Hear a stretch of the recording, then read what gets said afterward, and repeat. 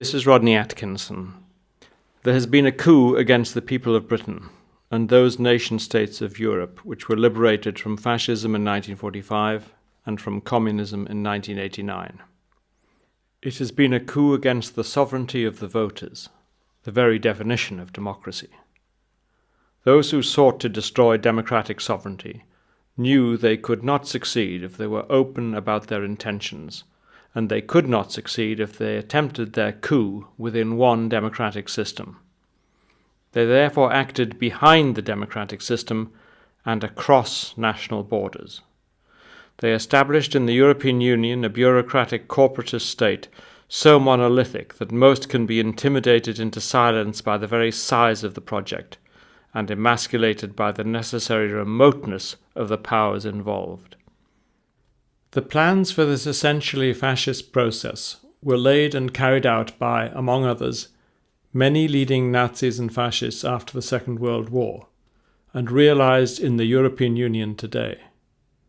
The fact that many naive constructors of today's Europe had good intentions does not mitigate the fact that they have summoned up the hated regimes of the fascist past and created structures built on the ashes of democratic nationhood, all of which coincides with the plans of the very European fascists they thought they were expunging. Now that their hitherto secret aim of turning the democratic nation-states of Europe into a gigantic corporatist empire is imminent, the new dictators have grown bold. Now they can act as if the voters do not exist, for they know the voters have no power.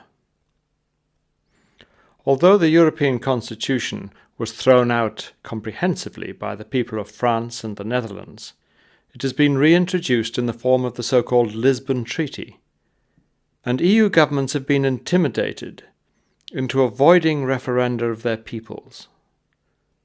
Having blocked such referenda, the European Commission had the unmitigated gall to launch a new initiative under the heading Debate Europe, Giving Citizens a Voice. 95% of the member states of the European Union denied their peoples the right to vote on the massive loss of democratic rights in the Lisbon Treaty. No wonder that, according to Eurobarometer tests of public opinion, only 50% of the people of the European Union now support the European Union at all. Even more disgracefully, the Irish may have changed their minds on Lisbon because they were frightened by the collapse of their economy. How ironic, because that collapse was due to German financial exploitation of their banks, and because Irish membership of the euro prevented them from controlling their own exchange rate and interest rates in a recession. The Lisbon Treaty establishes a new legal country to which EU member states are subservient. It makes future constitutional change possible even without consulting them. It removes the EU's founding principle of free and undistorted trade. It both bans and then reintroduces the death penalty for riots and upheavals, permits the restrictions of rights and freedoms to serve the interests of the European Union, and allows EU armed forces to enter any country. The Irish, destroyed by the euro and under intolerable pressure, voted yes to all that. The European Union now knows that all they have to do to finish off the constitutions of EU member states is to finish off their economies first. The frightened voters will then kowtow. The European Union is based on the Nazi plans of 1941, published as they were in Berlin in 1942. The EU was founded by, among others, leading Nazis and fascists, as was the Charlemagne Prize awarded to Tony Blair, Edward Heath, Roy Jenkins, and others for their role in removing democratic sovereignty from the nation-states of Europe. As in the 1940s, we witness today the breakup of Yugoslavia and Czechoslovakia and the recreation of the petty states of Slovakia, Croatia, Bosnia, and Albania and Kosovo. These states were all Nazi allies during the 1940s, and each provided Germany with a full Waffen-SS division. Europe's post-war leaders have repeated virtually word for word the beliefs of the leaders of fascism in the 1930s and 1940s. For a comprehensive demonstration of the parallels, see my books Fascist Europe Rising and Europe's Full Circle. The European Union has promoted and funded the ethnic cleansing of 1 million Europeans in the Balkans, mostly Serbs, Jews and Gypsies, from Croatia, Kosovo and Bosnia, realizing the ambitions of fascist organizations in those countries. It is, of course, the European Union, embraced by Labour, Liberal Democrat and Conservative parties alike, which has resurrected Croatia, a country with the most blatant fascist traditions in Europe, whose football supporters today form swastikas on the terraces, and whose leading pop star calls himself Thompson, after a machine gun used against the Serbs, and whose supporters give Nazi salutes. Croatia was, of course, guilty of the greatest ethnic cleansing in Europe for decades, when they drove some 300,000 Serbs out of their historic homeland in the Krajina in 1995. The links between Croatian fascists and German Nazis in the modern day is well documented. I quote here from a book, Führer X, written by Ingo Hasselbach, a former German neo-Nazi who was intimately involved with German Nazis and Croatian fascists as Croatia fought to break up Yugoslavia throughout the 1990s. In this they had the indirect support of the German army and the German government, who of course were President Tudjman's principal backers and the first to recognize the illegally created state of Croatia in 1991. Hasselbach writes, "The then government in Croatia, under President Franjo Tudjman, was reviving the tradition of the Ustashi, and in many other ways honouring the former fascists. Units of the Croatian army were flying swastika flags, and many more were flying the old Croatian fascist symbol. Croatia had become the first European government since World War II to openly embrace these symbols.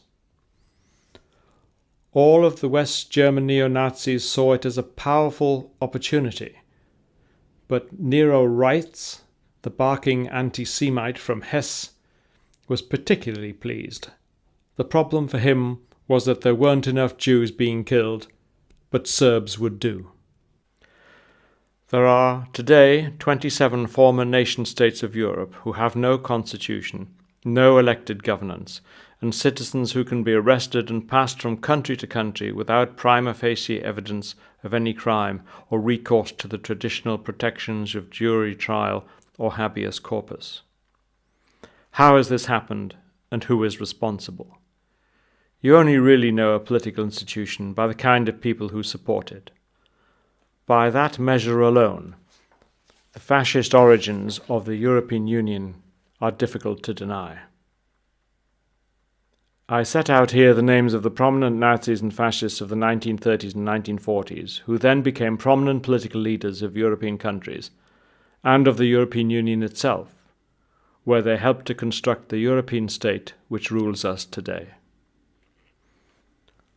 Walter Hallstein. Hallstein was State Secretary for Foreign Affairs under Adenauer. He established the Hallstein Doctrine, which denied diplomatic recognition to those states which recognized East Germany. He had been a member of many leading Nazi organizations, the most significant of which were the National Socialist University Lecturers Association, Dozentenbund, where he qualified as a Nazi leadership officer, enabling him to join the army as an officer in 1942. And he was also a member of the National Socialist League for Protection of the Law, Rechtswahrerbund. Such organizations were not like being a mere member of the Nazi Party. They were central cadres of Nazi rule to which only the most committed would have been admitted. The French President General de Gaulle summed up Hallstein in the following words: "If Dr. Hallstein is a convinced European, it is because he is first and foremost an ambitious German." His ambition during the Nazi period was evident from his intimate involvement in the preservation of Nazi doctrine in universities and the promotion of Nazism in German law. Walter Hallstein became the first president of the EEC Commission in 1958. Paul Henry Spaak.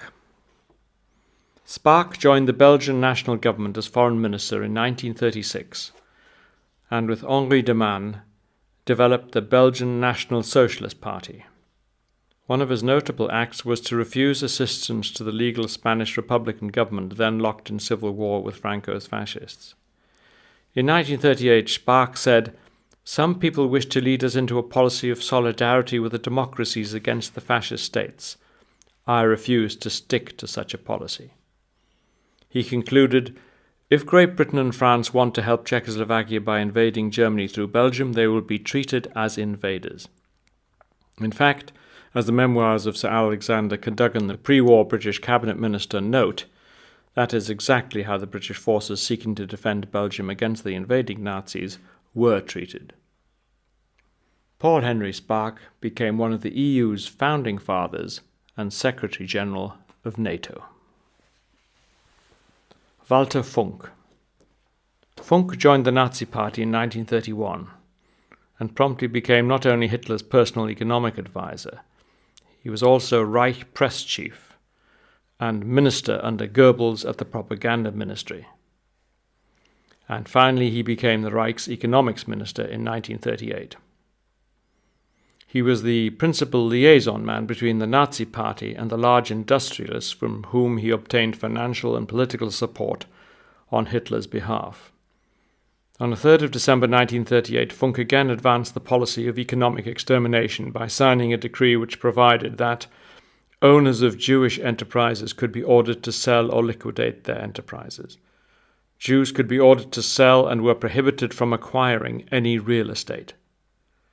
Jews were forced to deposit all stocks, mining shares, bonds, and other securities with specially designated banks, and accounts had to be marked Jewish.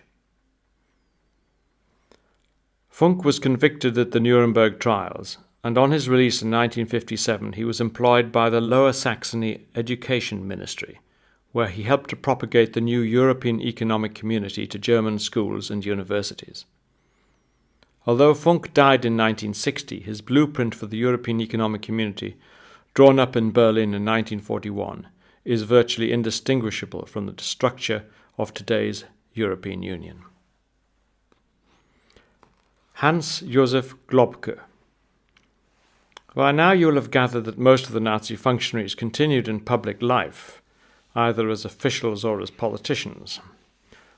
Dr. Adenauer, Germany's post-war chancellor, appointed a man called Globke as his state secretary, that is, director of the chancellor's office in Bonn. Globke was the man who had drafted the Nuremberg race laws. It was on Globke's advice that Adenauer made his senior appointments. Globke helped to formulate the emergency legislation that gave Hitler unlimited dictatorial powers in 1933. He had also written a law commentary on the new Reich citizenship law, the Nuremberg race laws, which revoked the citizenship of German Jews. After the war, Globke became director of the Federal Chancellery of West Germany between 1953 and 1963, and as such was one of the closest aides to Federal Chancellor Konrad Adenauer during the plans for and the foundation of the European Union.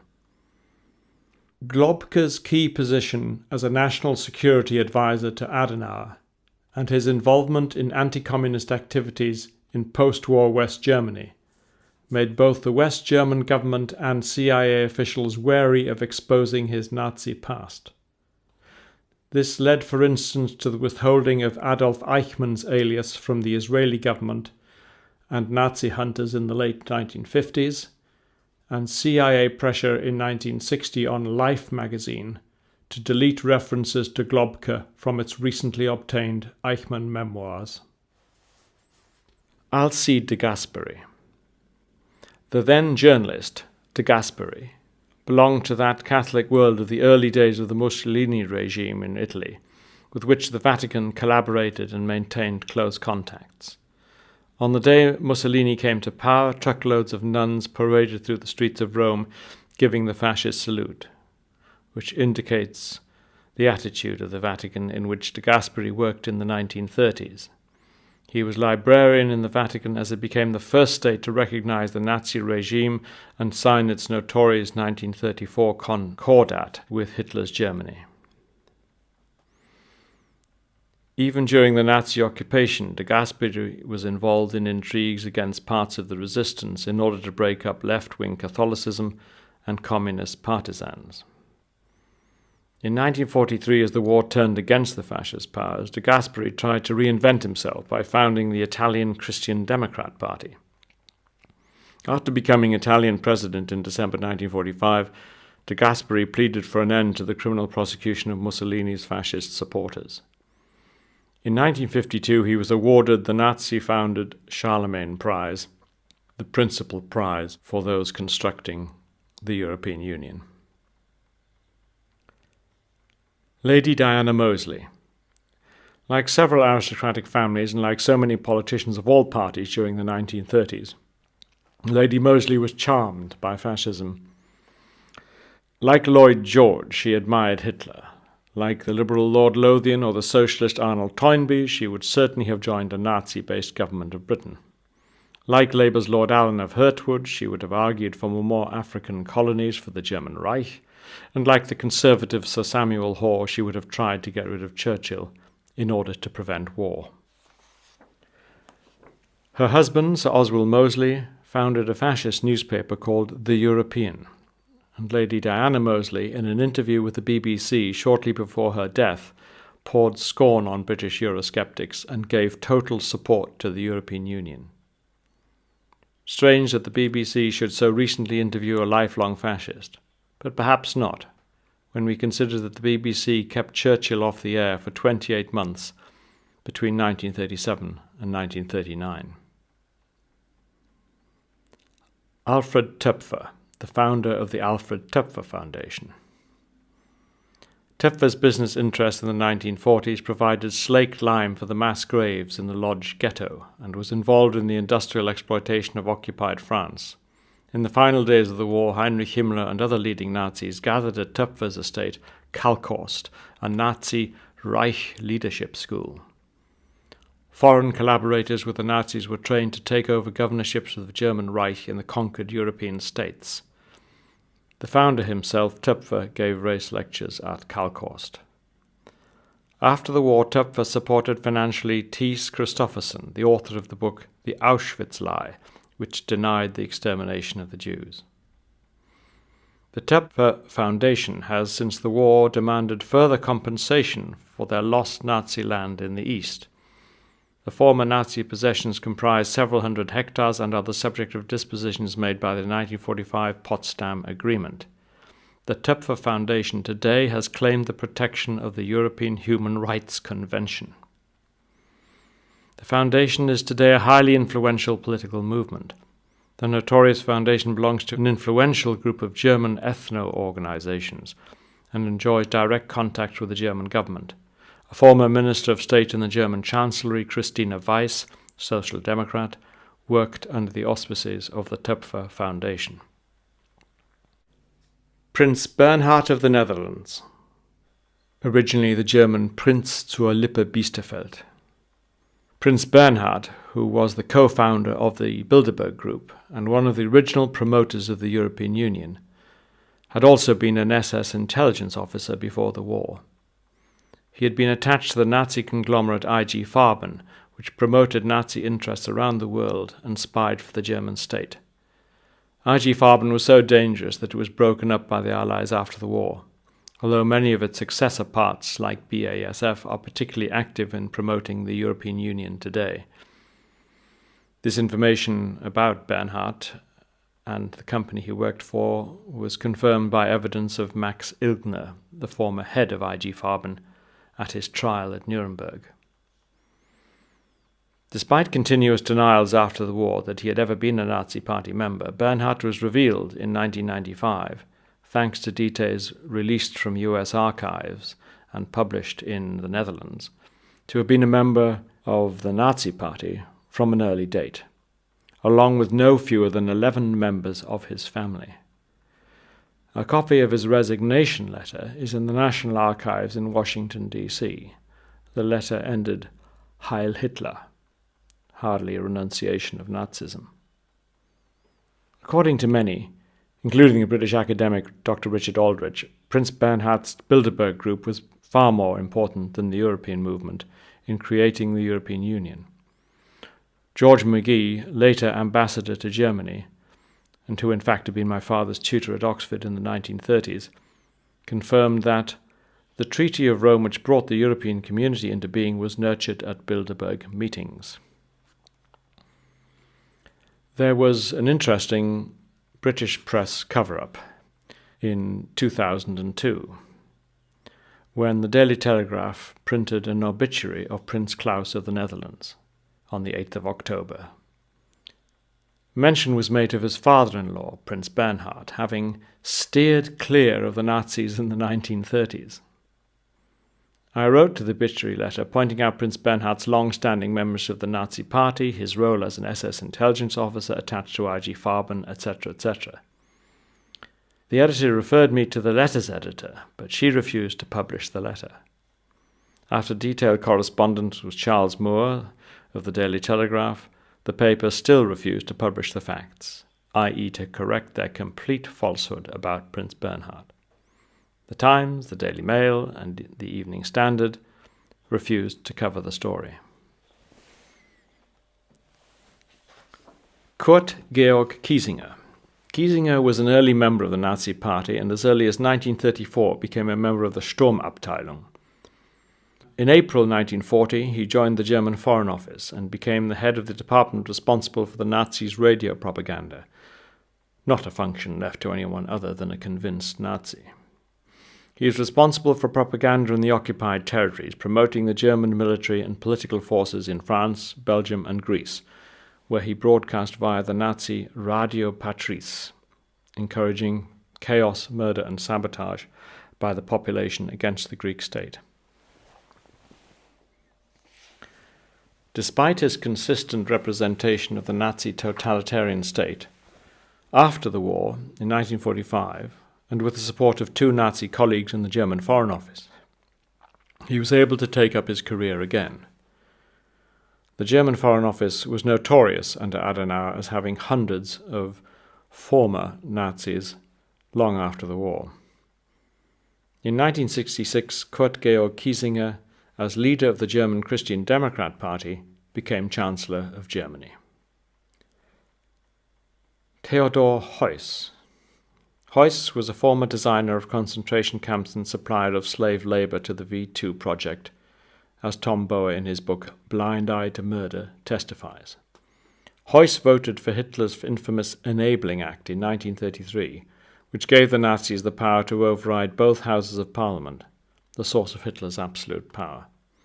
Heuss became federal president of Germany in 1949 and was therefore intimately involved in the creation of the European Union. The Federal Union of European Ethnic Groups. The FUEV is an anti-Semitic, Nazi-supported, German-dominated promoter of ethnic regional politics, and that very regional principle now being embraced in Britain by the Labour government. Both the Welsh nationalists and the Cornish separatists are associated with the FUEV. One ethnic group is excluded. As an early statement of the FUEV's principles established, Jews are excluded from ethnic rights enjoyed by other nations. Today that organization is active throughout Europe and in particular among German minorities in Germany's neighboring countries, the Czech Republic, Belgium, Denmark, Poland, etc.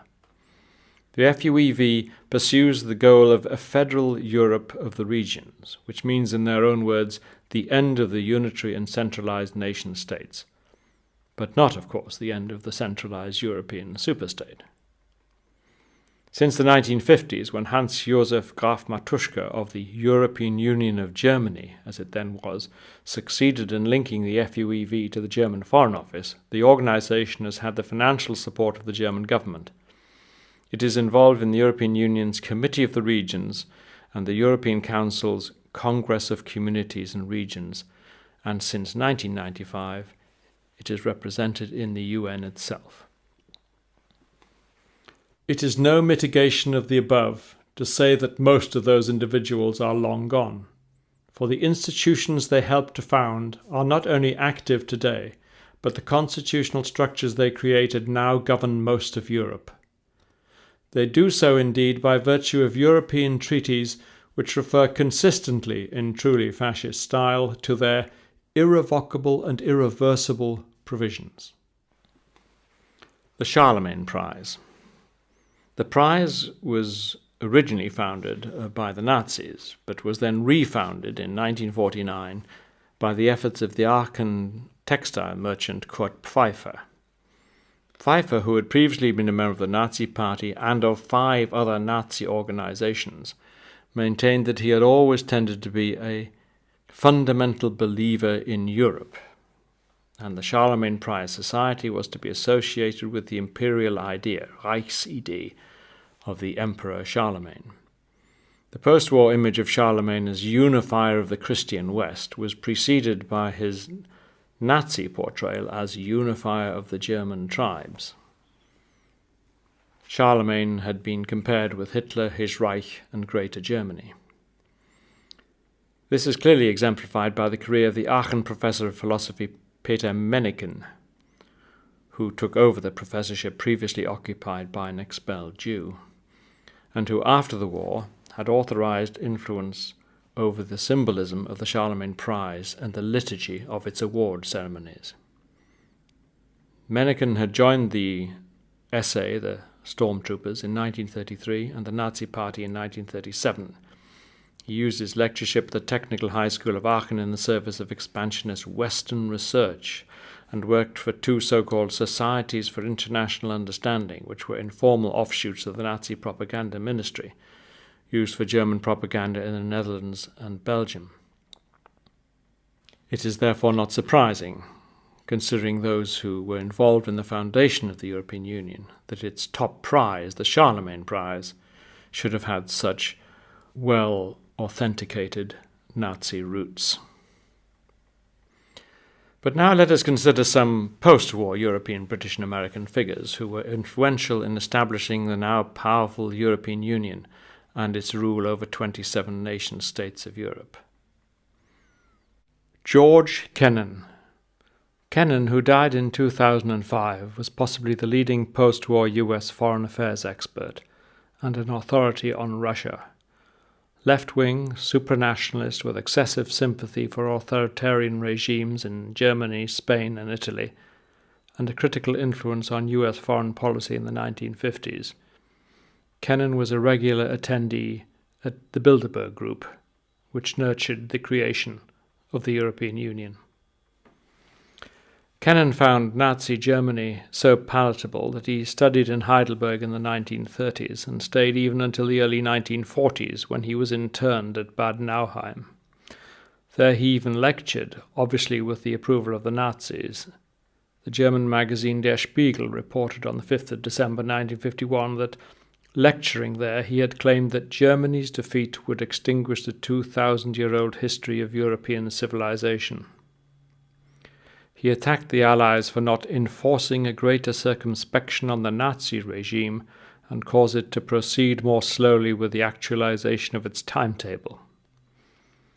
After the war, Kennan was particularly influential in stopping the denazification program initiated in 1945. A recent biographer chronicles Kennan's baffling appreciation of Europe's dictatorships, Mussolini's in Italy, Dollfuss's in Austria, Salazar's in Portugal. Kennan believed that their kind of authoritarian government was a healthy and welcome alternative to inefficient parliamentary democracy. At Kennan's suggestion in the 1950s, the US changed its long-standing hostility to Franco's fascist regime in Spain in order to secure US influence in the Mediterranean. Kennan thought the First World War had not been worth fighting, and he said in an interview with the New York Review of Books in 1999, "I would like to see our government gradually withdraw from its public advocacy of democracy and human rights." Giuliano Amato. was a former Prime Minister of Italy and became Vice Chairman of the European Union's Constitutional Convention, which drew up the European Constitution, which of course was thoroughly rejected by the French and the Dutch in referenda, but has been reintroduced in the so-called Lisbon Treaty. In the Italian newspaper La Stampa of 13th of July 2000, Amato wrote, "Sovereignty lost on a national level does not pass to any new individual. It is entrusted to a faceless entity, and those in command can neither be identified nor elected. As a matter of fact, the metamorphosis is already here. All we need are a few corrections here and there, along with a great deal of cunning. Their place will be taken by a multitude of authorities, each of which will be at the head of different interests." This, of course, is a classic element of fascism. And he continues, "Different interests that possess ambiguous levels of power. By moving, the power we are used to will disappear." In other words, the democratic power we are used to will disappear. Indeed, as we all know, it has disappeared. Amato continued in his La Stampa article, "In Europe one needs to act as if what was wanted was little in order to obtain much, as if states were to remain sovereign to convince them to concede sovereignty. The Commission in Brussels, for example, should act as if it were a technical instrument in order to be able to be treated as a government, and so on by disguise and subterfuge." What a very good summary that is of the fascist process behind the substance of the European Union. Now let's look at Kenneth Clarke, the former Conservative Home Secretary and Chancellor of the Exchequer. It was Kenneth Clarke, who was a young student in the Cambridge University Conservative Association, who invited Oswald Mosley, the leader of the British Union of Fascists, to speak, and the young Michael Howard, who became leader of the Conservative Party, resigned from the association in protest. Many political and corporate beliefs unite a Euro-fanatic anti-democrat like Kenneth Clarke and the former leader of the British Union of Fascists, Oswald Mosley. So perhaps the invitation was not surprising. Mosley had said, "At a moment of supreme crisis, the will to Europe a nation can arise everywhere from the soil of Europe like a primeval fire. First must come the idea." There is little difference between that which Oswald Mosley as an individual and the 1962 fascist National Party of Europe set out, and that in which Kenneth Clarke, the so-called conservative of today, believes, and which European treaties since 1957 have achieved. That explains why Clarke voted recently to prevent the British people having a vote on the Lisbon Constitutional Treaty. Although I note that he was chairman of the Conservative Party's Democracy Task Force. To say that the European Union is a combination of modern corporatism and historic fascism may sound extraordinary, but I have laid out substantial evidence for this in my two books, Europe's Full Circle and Fascist Europe Rising, and I will provide more evidence in my forthcoming book, Into the Fire. So finally, you might like to guess which of these quotations from European leaders stem from the fascist 1930s and 40s, and which from the heyday of the European Union's construction in the 1980s and 90s. Might is right in politics and war. Genocide is a natural phenomenon. It is recommended, even commanded by the Almighty. Many Jews survive today thanks to the circumstance that they were forced laborers. Germans are tired of philo-Semitic overcompensation in the media and sterile grief rituals by politicians. The Jews should consider whether they would have behaved heroically if they had not been victims of the persecution. Germany should now, as it has become peaceful and reasonable, get all that Europe and the whole world has refused in two gigantic wars, a sort of smooth hegemony over Europe. Well, in fact, all the above quotes are from European leaders of the 1980s and 1990s. They were in the following order: Helmut Kohl, Chancellor of Germany; Franjo Tudjman, President of Croatia; Lutz Niethammer, advisor to German Chancellor Gerhard Schröder; Klaus von Dohnanyi, the former mayor of Hamburg; and finally Joschka Fischer, the former German Foreign Secretary. No wonder, as Newsweek noted on the 6th of June 1997, the German troops who marched into Bosnia after the breakup of Yugoslavia were greeted with cries of Sieg Heil. And no wonder the Kosovo Albanians said as NATO troops marched in that they were pleased to see the fascist armies. And they meant it in complimentary fashion. We live in very dangerous times. But let us be in no doubt what has happened to the United Kingdom as it surrendered to the rule of those who have for centuries sought our destruction. Nothing has happened which our Parliament and our governments did not freely do to themselves, albeit behind the backs of the true sovereigns, the voters. And if our MPs and government wish to survive, there is no power on earth which can stop them restoring the sovereignty of a free British people. But so long as they refuse to do so, they are and will be seen to be guilty of the enslavement of Britain by those very imperialist and fascist European powers which 50 million deaths and 2 world wars apparently failed to defeat.